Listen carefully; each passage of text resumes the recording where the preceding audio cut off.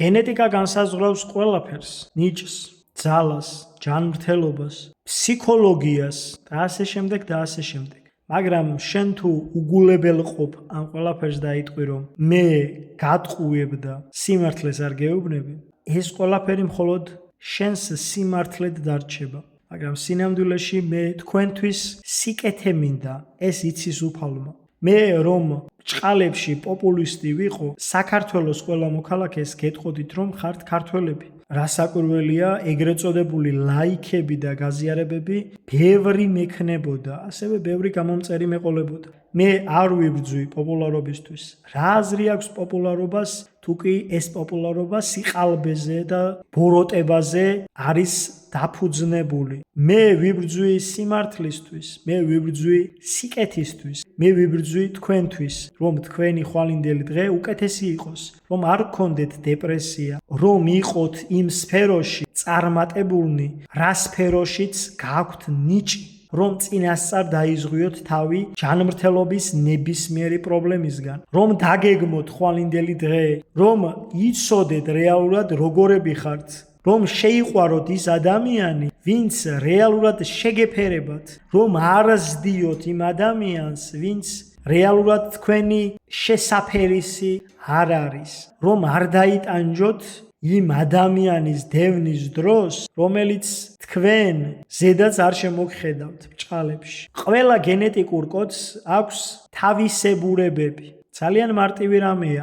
მე არც რასისტი ვარ და არც შოვინისტი, მაგრამ ზოგიერთ გენეტიკურ კოდს აქვს ისეთი მიდრეკილებები, რაც საზიანოა საკუთარი თავისთვისაც და სხვა ადამიანებისთვისაც. ამ ყველაფერთან კი ბრძოლაა საჭირო. იმის თქმა, რომ მე ეს ყველაფერი არ ვიცი და გატყუებ შენს ფსიქოლოგიას და ცხოვრებას ვერ შეცვლის. მე რომც არ გითხრა რაღაცები, შენ მაინც ისეთი ენერგია გექნება, რაც სამყარომ მოგცა, რაც უფალმა მოგცა.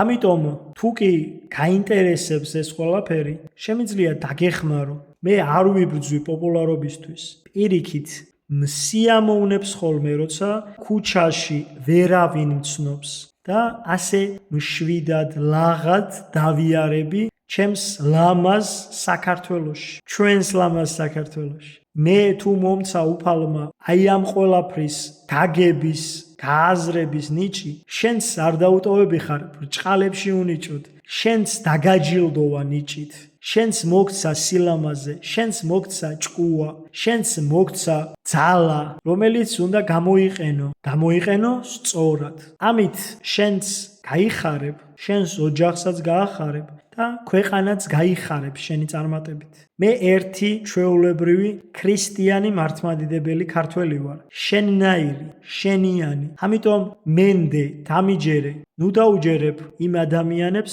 ვინც შენი მოტყუებით ცდილობენ ხელი მოითბონ. მე არც ფული მჭირდება და არც პოპულარობა. ფული არის ბოროტის მექანიზმი, რათა ადამიანები მართოს. მე ბოროტი ვერ მართავს. არასდროს მქონია სურვილი ყოფილიყავი დიდარი.